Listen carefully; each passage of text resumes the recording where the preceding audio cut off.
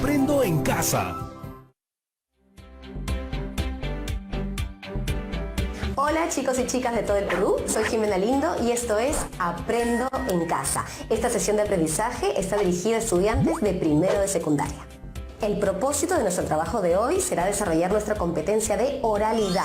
Para ello vamos a escuchar atentamente uno de los episodios de la producción Historias de Papel, el cual nos habla de la vida y obra de uno de los escritores más famosos del siglo XIX en el Perú. ¿Han escuchado hablar del bibliotecario mendigo? ¿Ya saben quién es? Muy bien, exactamente, se trata de Ricardo Palma y hoy conoceremos algunas de sus tradiciones peruanas. Este episodio fue muy divertido de grabar, pues me llevó a mí y al equipo de producción por las alturas de Canta, a algunas casonas del centro de Lima y a la misma casa de Ricardo Palma en Miraflores y a otros lugares más que no les voy a contar para que sean sorpresa. A todos los que se encuentran en casa les pido que traigan lápiz y papel y me ayuden a responder las siguientes preguntas. Pregunta número 1. ¿Quiénes eran los personajes que representaban las tradiciones peruanas? ¿Qué los caracterizaba? Pregunta número 2.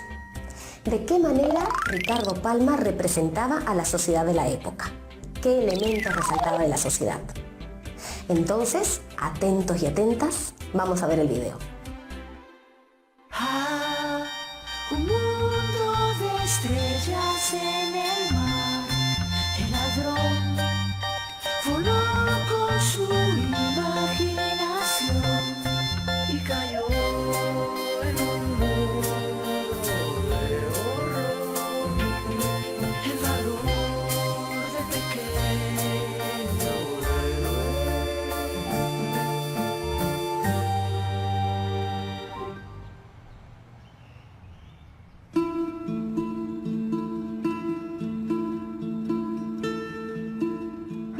Lima ha ganado en civilización, pero se ha despoetizado, y día por día pierde todo lo que de original y típico hubo en sus costumbres.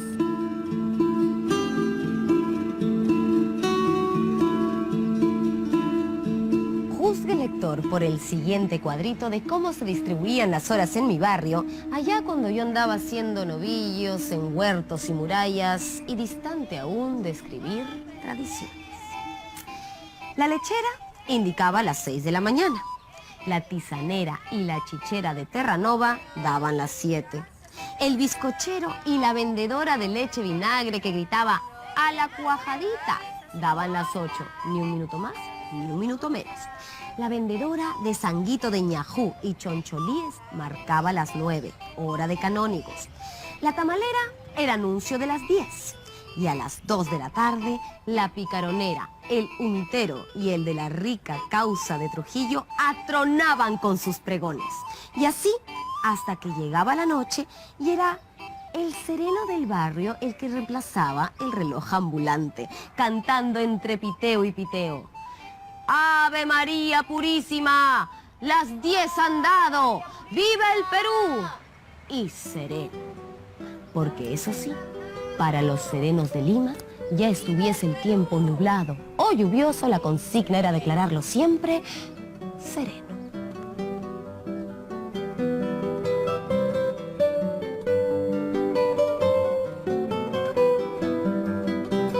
Ay, tiempos dichosos en los que, para saber con fijeza la hora en que uno vivía, ningún reloj más puntual que el pregón de los vendedores.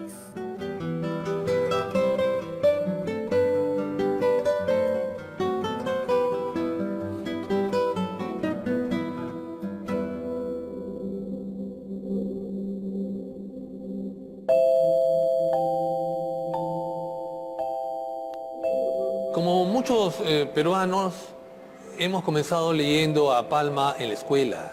Como bien sabemos, las tradiciones que él escribió durante décadas cautivaron pues a los niños de nuestro país.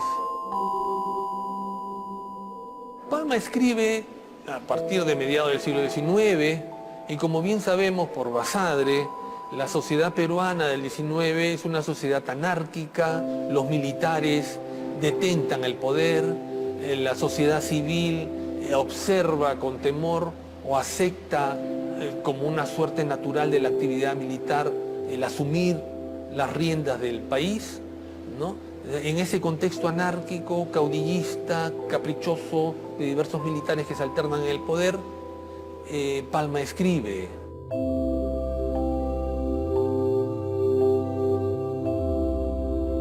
Los orígenes de Palma son orígenes modestos, inciertos. No se sabe exactamente quién fue la madre. El padre lo educa, lo forma. Él es mulato, pero tiene una vocación natural, que es la lectura. Si habría que mencionar una suerte de escritor mayor que lo guió, que lo inició en la literatura, fue Segura.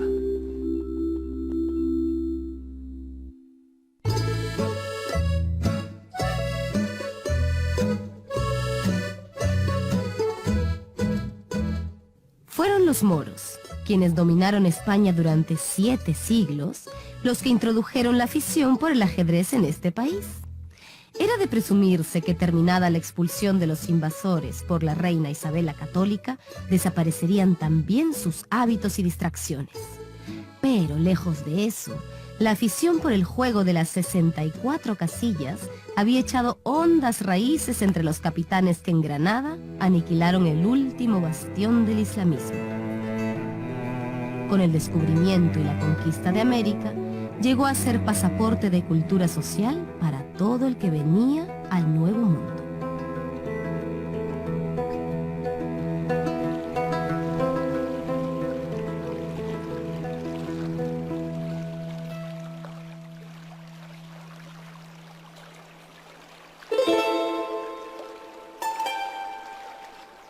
Se sabe que los capitanes Hernández de Soto, Juan de Rada, Blasco de Atienza, Francisco de Chávez y el tesorero Riquelme se congregaban en Cajamarca, lugar que sirvió de prisión al Inca Atahualpa desde su captura hasta la antevíspera de su injustificable sacrificio el 29 de agosto de 1533.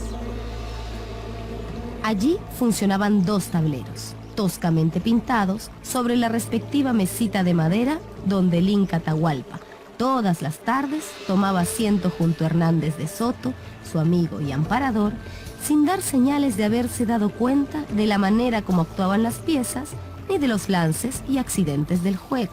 Pero una tarde, en las últimas jugadas de una partida que disputaban Riquelme y de Soto, este último hizo el ademán de mover el caballo. Pero el Inca, tocándole ligeramente el brazo, le dijo en voz baja: «No, capitán, no. El castillo». Después de breves momentos de meditación, de Soto puso en juego la fecha indicada por el Inca. Y 2 jugadas más tarde, Riquelme sufría inevitable mate.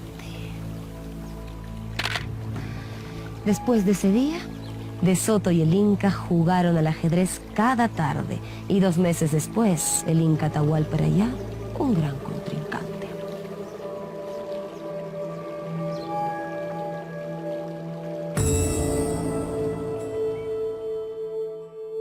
La tradición de Palma se sostiene en la leyenda romántica, en el artículo costumbrista, en esa capacidad que tiene nuestro escritor por rescatar la oralidad del pueblo y, por supuesto, el humor. Parte de un dato tomado de la realidad, de un documento, y a partir de ese documento inventa. Él es consciente que está escribiendo una suerte de literatura historicista, pero que en el fondo es ficción, es literatura. Palma no es González Prada, que usa el ensayo para decir lo que se debe decir. Quiere educar a través de una literatura que yo podría llamar democrática, una literatura que propone la unión de los peruanos, a través de un humor sano, a través de mostrar nuestros defectos, también nuestras virtudes, pero que confluya bajo una idea básica. La nación necesita mantener a la población unida. A todos los estratos de la sociedad peruana necesita mantenerlos como un solo puño. Dividirnos es nuestra perdición. Cuenta la tradición de los incas ajedrecistas que muchos españoles invitaron también al Inca, pero este por medio del intérprete Filipillo, se excusaba diciendo: yo juego muy poquito, y vuestra merced juega mucho. La tradición popular comenta que el Inca Atahualpa no habría sido condenado a muerte de no haber intervenido en la partida de ajedrez que jugaron Riquelme y Hernández de Soto. En el famoso consejo de los 24 jueces que organizó Francisco Pizarro, el Inca Atahualpa fue condenado a muerte por 13 votos contra 11. Riquelme, quien había perdido la partida de ajedrez por intervención de Atahualpa, fue uno de los 13 que suscribió la sentencia.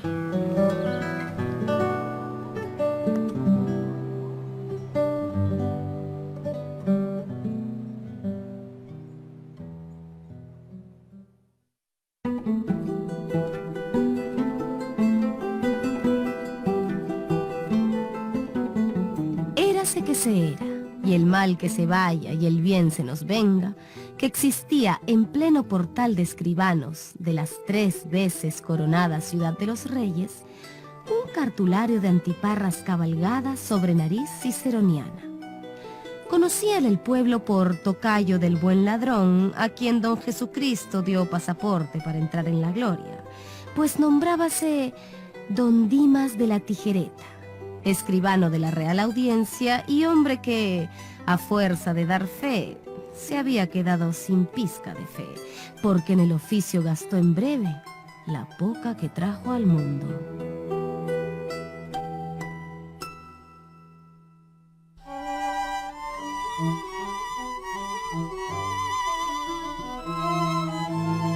Decíase de don Dimas de la Tijereta que tenía más trastienda que un bodegón, más camándulas que el rosario de Jerusalén que cargaba al cuello y más doblas de A8, fruto de sus triquiñuelas, embustes y trocatintas, que las que cabían en el último galeón que zarpó para Cádiz y de que daba cuenta la Gaceta.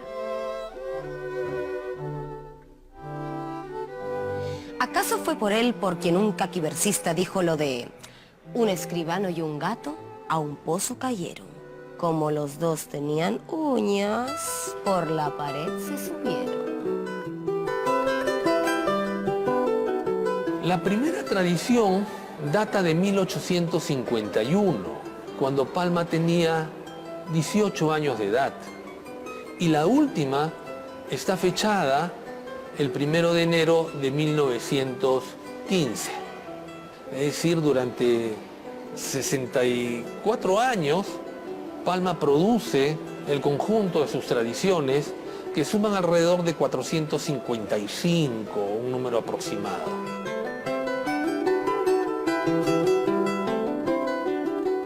Cuando estaba en la universidad tenía que hacer una historieta sobre las tradiciones peruanas, entonces yo hice el tema de Don Dimas de la Tijereta, ¿no? Años más atrás vi una obra por el grupo Contraste personificada en teatro. Me gustó tanto que yo dije, voy a averiguar sobre ese tema, ¿no? Y ya al leerlo fue que decidí hacerlo en historieta, ¿no?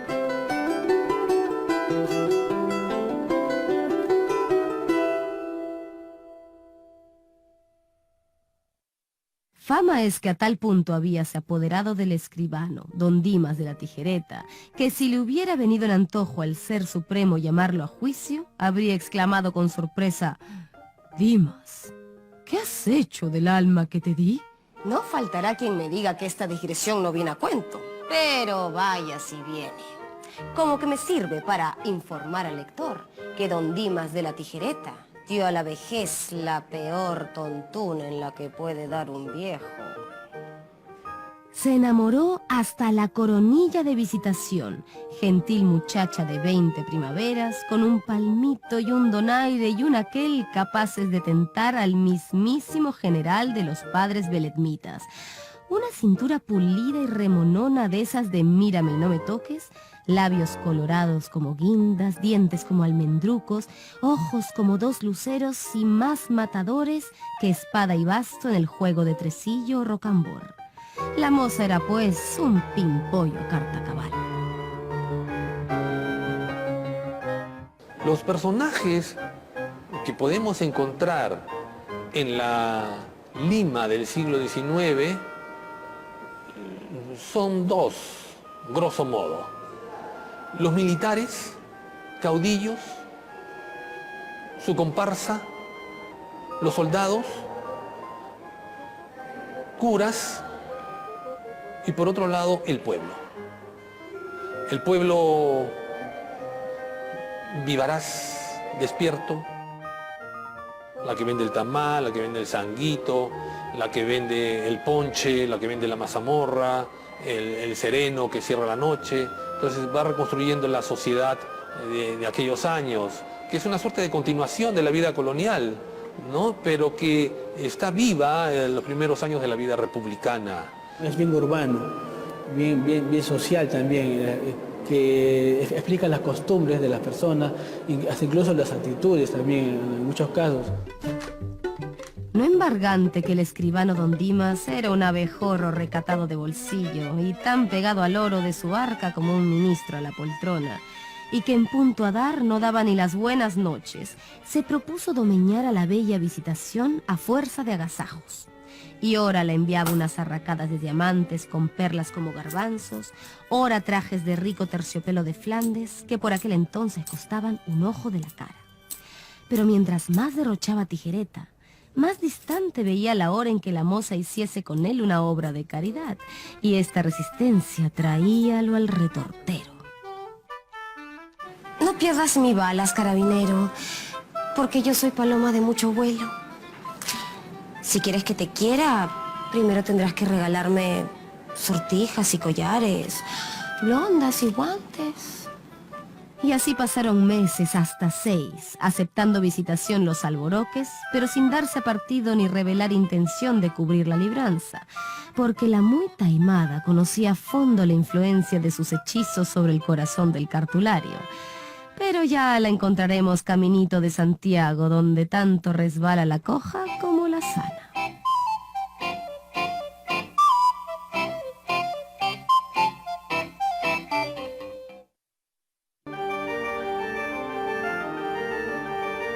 Una noche en que Tijereta quiso levantar el gallo Visitación, perdido en sus cavilaciones, se encontró con un vientecillo retozón que refrescó un poco su cabeza y exclamó: Para mi santiguada, que es trajín el que llevo con esa fregona que se la da de honesta y marisamirilla, cuando yo sé de ella milagros de más calibre que los que reza el Flos Sanctorum. Venga un diablo cualquiera y llévese mi almilla a cambio de esa caprichosa criatura. Satanás, que desde los antros más profundos del infierno había escuchado las palabras del humano, tocó la campanilla y al reclamo se presentó el diablo Lilith. Ve, Lilith, y extiende un contrato con un hombre que allí encontrarás y que tiene tanto desprecio por su alma que la llama almilla. Ve y ofrécele cuanto quieras y no regatees, que sabes que no soy tacaña cuando se trata de una presa.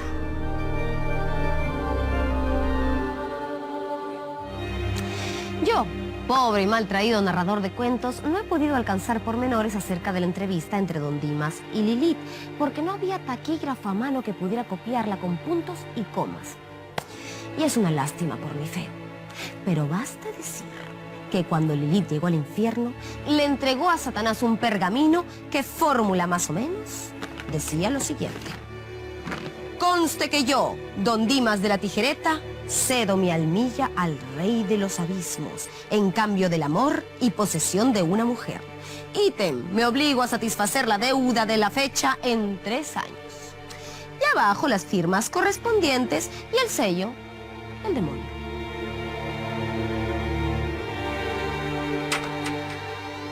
Al entrar el escribano en su tugurio, salió a abrirle la puerta nada menos que Visitación, la desdeñosa y remilgada Visitación que, ebria de amor, se arrojó en los brazos de Tijereta.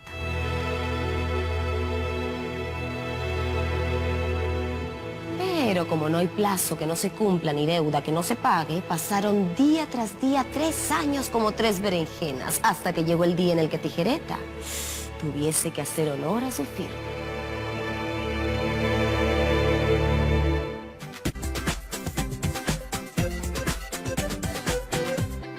Estamos viendo Aprendo en Casa, secundaria.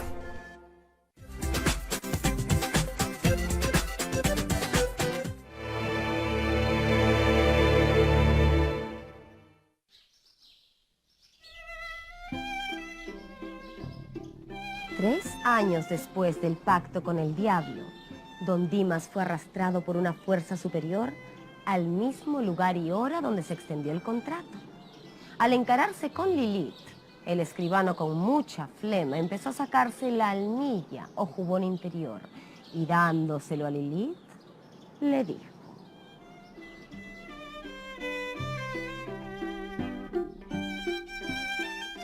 Deuda pagada y venga mi documento. Lilith se echó a reír con todas las ganas de que es capaz un diablo truán y alegre y le preguntó: ¿qué quiere su merced que haga con esa prenda? Tómala. Esta prenda se llama almilla y eso es lo que yo he vendido y a lo que estoy obligado. Afortunadamente para Tijereta no se había introducido aún el papel sellado en el infierno, lo que en la tierra hace interminable un proceso, y en breve tiempo vio fallada su causa en primera y segunda instancia. Con la autoridad del diccionario de la lengua vio el tunante su buen derecho, y los jueces, que probablemente fueron en vida académicos o literatos, dieron la orden de su inmediata soltura y que Lilith lo acompañara por los vericuetos del infierno y lo dejara sano y salvo en la puerta de su casa. Cumplióse la sentencia al pie de la letra, en lo que dio Satanás una prueba de que las leyes en el infierno no son como en el mundo, conculcadas por el que manda y buenas solo para escritas.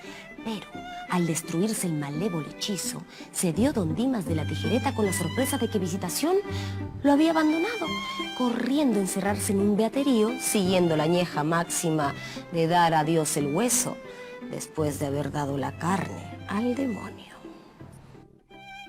Las tradiciones han durado en el tiempo casualmente por su virtud estética, por su belleza, por la capacidad imaginativa que inyecta Palma a las historias, por el retrato humano que realiza de sus personajes y que lo hacen tan cercano a nuestros defectos.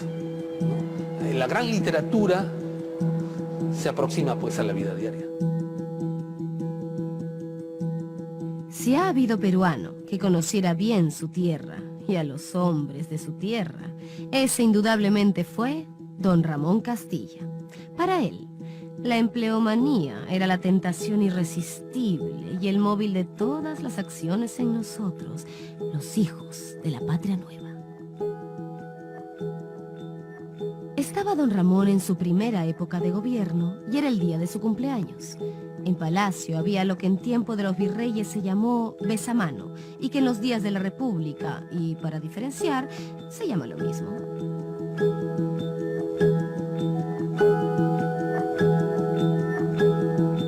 Corporaciones y particulares se acercaron al gran salón para felicitar al supremo mandatario. Entonces, un joven se acercó a su excelencia y como prenda de su afecto le regaló un dije para el reloj.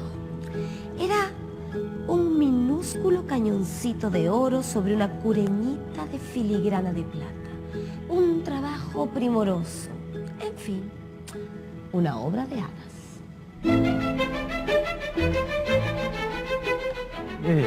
Gracias.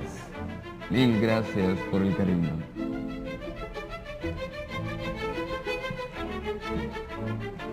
Que lo pongan sobre la consola del gabinete, pero tenga cuidado. Está cargado. No juguemos con armas peligrosas. Corrían los días y el cañoncito de don Ramón Castilla permanecía sobre la consola siendo objeto de conversación y curiosidad para los amigos del presidente, quien no se cansaba de repetir: Caballeros, hacerse a un lado. No hay que tocarlo. El cañoncito apunta. No sé si es puntería alta o baja, pero está cargado. Y un día de estos hará fuego. No hay que arriesgarse. Retírese. No respondo de averías. Tales eran los aspavientos de don Ramón Castilla con el obsequio del cañón, que los palaciegos llegaron a persuadirse de que el cañoncito sería algo más peligroso que una bomba Orsini o un torpedo Whitehead. Al cabo de un mes, el cañoncito había desaparecido de la consola para ocupar lugar entre los dijes de la cadena del reloj de su excelencia. Por la noche, el presidente dijo a sus tertulios: Señores, ya hizo fuego el cañoncito. Puntería baja, poca pólvora, proyectil diminuto. Ya no hay peligro. Examínenlo.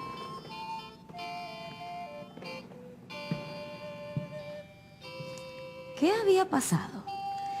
Que el artífice aspiraba a una modesta plaza como inspector en el resguardo de la aduana del Callao y que don Ramón acababa de acordarle el envío.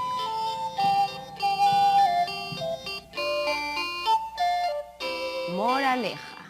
Los regalos que los chicos hacen a los grandes son como el cañoncito de don Ramón Castilla. Traen entripado y puntería fija, día menos, día más y ¡pum! Lanzan el proyectil, tal y como podemos leer en las tradiciones de don Ricardo Palma. Hasta la próxima historia.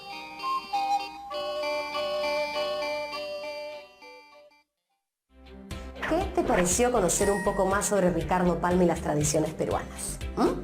Buenísimo, ¿no? Seguramente alguna te dio mucha curiosidad o alguna te dio mucha risa. Y es que, como decía uno de los expertos, la gran literatura se acerca a la vida diaria. Para mí es un placer poder ayudar a que todos ustedes sigan aprendiendo en casa, sobre todo con un programa que hicimos con tanto cariño como es Historias de Papel. Y ahora, imagino que ya podrán responder las preguntas que les planteé al inicio. ¿Qué características tenían los personajes y de qué manera Ricardo Palma retrataba la sociedad de la época? Ahora, un reto para los chicos y chicas que nos están viendo. Investiguen sobre la vida de Ricardo Palma. Descubran por qué se le llamaba el bibliotecario mendigo. Luego, elaboren una historieta en la que narren su vida y digan por qué se le llamó así. Finalmente, lean otra de sus tradiciones en voz alta a su familia y graben su presentación. Guarden sus trabajos en un portafolio porque será la evidencia de sus aprendizajes. Bueno, esto ha sido todo por hoy. Nos vemos en otra edición de Aprendo en Casa.